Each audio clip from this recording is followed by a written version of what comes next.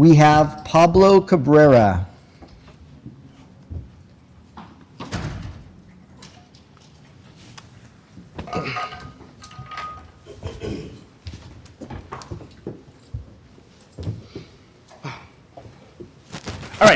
Alrighty, good afternoon, everyone. My name is Pablo Cabrera, and I'm the communications specialist with the San Gabriel Valley Mosquito and Vector Control District. I'm here to present Crisis Communications in Action, Vector Control's Eaton Fire Communication Strategy. I'll go into detail over our communications plan, what we did, and how it worked out for us. But first, I want to take a moment to highlight our communications team. We are a staff of 6 members, which it's 5 full-time staff members and 1 seasonal this year. We are a small but dedicated group of individuals made up of educators, marketing professionals, creatives, and communications experts. We are tasked with educating, informing, and creating behavior change in the San Gabriel Valley about mosquitoes and vector-borne diseases. But when the Eaton fire struck, we didn't know what to do.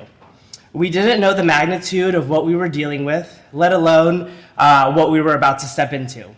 Suddenly, the statewide emergency that we had been witnessing over our shoulders in the foothills was now right at our doorstep. So we needed to take action. We looked around for some sort of template or anything of that matter on how to handle this type of emergency, but guidance was very limited. There was nothing on communications during a wildfire in vector control, and a wildfire had never struck a concentration of swimming pools like this before. Suddenly, we had to push through our message amidst the chaos. In a sense, we had to create our own problem because we were working against the clock before the real problem even started. It felt like we had a ticking time bomb of swimming pools just waiting to explode with mosquitoes. And I don't think I have to stand here and remind anyone that mosquito control is not the #1 priority for most homeowners, let alone during a disaster of this magnitude. So yes, vector control was just an afterthought during this whole process. We had established a level of importance in the emergency and see where we best fit. Another looming thought was, how do we alert survivors or those affected by the fire of this potential danger that was brewing? Everyone was completely displaced at this time. Our first and most important step was to establish a home base for all of our information. On February 24th, we created and branded EatonAreaMosquitoControl.org, our campaign URL.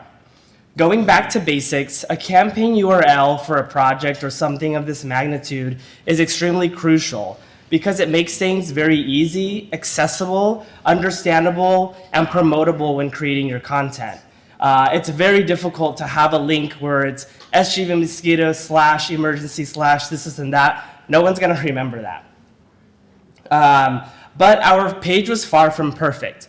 It was constantly getting updated, and we were figuring it out as we went. But it became the heart of our outreach and the main resource for our staff, survivors, and media outlets to reference during the emergency. So to take a look, this is what our page looks like that we pushed all of our Eaton area response traffic to. This was essentially our end-all, be-all of everything that we were doing. So anybody who wanted to know what was going on, what we were doing, this was the page for you. And it doubled as a reference for us as well internally because staff was able to use it as a resource and push to the public if they had questions about the work that we were doing. The second campaign URL that we ended up creating was EatonAreaPools.org. This was our second campaign URL. This page was dedicated to the step-by-step process we needed survivors specifically dealing with pools themselves or affected by the fire to follow. This allowed us to create a relationship with those affected and be able to follow up on what the future of their pool would be. So, and if you've been following us at SGV Mosquito or have been to conferences before, hopefully you're familiar with our mosquito pools program. This is essentially the same thing, but it's hyper-focused on the Eaton area and all the pools located in the burn zone or in the affected area. So as we created our web pages, we also created a snowball effect, meaning we quickly started realizing we needed more than just a web page.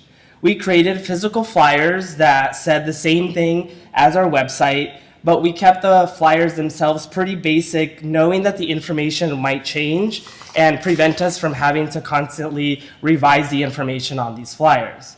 But again, our website was the main focus on these handouts. Again, finding just different methods and ways to push people to our website that was easy to access and update. We also went on to develop talking points, Q&A for phone calls of people that would call our offices with any questions, and templated emails about common questions we were often getting sent to us. This was all distributed to staff from the communications department. And as the communications team would update the communications plan so that everyone was on the same page on what information was being handed out and given to residents. The San Gabriel Valley, if you're familiar with our area, it's actually quite a tight-knit community, and people in other areas started asking questions about the work we were doing in the Eaton Fire. So we wanted to make sure we had an answer to provide people with. And as a reminder, while all of this fire response is happening, our normal mosquito and vector control services were still being conducted district-wide. This also served as a reminder that our staff serves as an extension of our communications department, so anyone out in the field needs to be in the loop and understand what we are telling people and stress the importance of a unified and cohesive message from our district. We all represent the district, and communications is vital. This also fell right into the flood of media inquiries that we were receiving at this time. But Anais Medina Diaz, who will be speaking next, will go into greater detail on how we handled an overwhelming amount of media requests in such a short time frame. So while we created all this information, we also had to figure out how to tell people about it and alert them of this issue.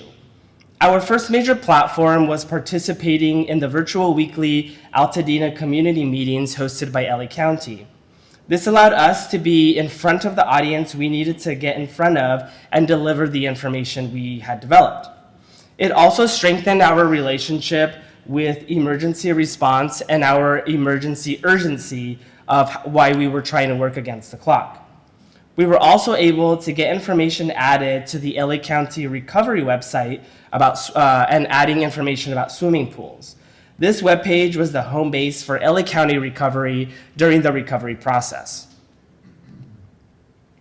So we utilized as well our own social media platforms to amplify our message and information as we got ready to continue push out our webpage, eatonareamosquitocontrol.org. Again, something easy to promote and push on our platforms. This was a great way to continue the momentum of all the media coverage we were receiving, sharing those stories, pushing our press releases as we ourselves would release our information, and just share the whole process in general, because at the end of the day, that's social media. You're sharing the day-to-day stuff. We also integrated our Eaton response during National Public Health Week. We were also able to highlight, like Gilbert mentioned earlier, our collaborative work with Greater Los Angeles Vector Control in an Instagram collaborative post where it appeared on both our platforms. All of this content generated great social media engagement and again helped us amplify our emergency response message. Another major step was being a part of the recovery effort was being included in the Temporary Disaster Recovery Center known as the DRC, formed by FEMA in Altadena. The DRC was developed specifically for survivors to come in and get all the information they needed in the recovery process. We expedited a pop-up banner that delivered the same information that was on our flyers and would direct people to, once again, you guessed it, our website, eatonareamosquitocontrol.org. Again, pushing people to the website. Here, we were able to table and speak directly with survivors looking for assistance. This is where several things were actually brought to our attention. The first one was that we realized our information was being spread to those affected. People were getting information through your normal word of mouth, group texts that a lot of survivors had developed themselves, Facebook pages, social media posts, and the media coverage in general. So our message was ultimately being received by the population we needed. Being present at the DRC also made us aware of a missing step in our process, and that was alerting survivors of our work was being completed. We used the same idea as the U.S. Army Corps of Engineers, which was leading the debrief process. They had signs posted in front of the properties displaying the status of that property. So we kind of did the same thing by once a technician would complete the work of the swimming pool or a mosquito source was inspected, they would leave behind this sign as a check mark and peace of mind that their property had been inspected.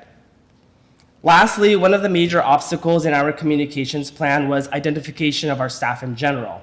People already don't know who we are in the community, and the personal protective equipment, the PPE that we wore, made us even more unidentifiable.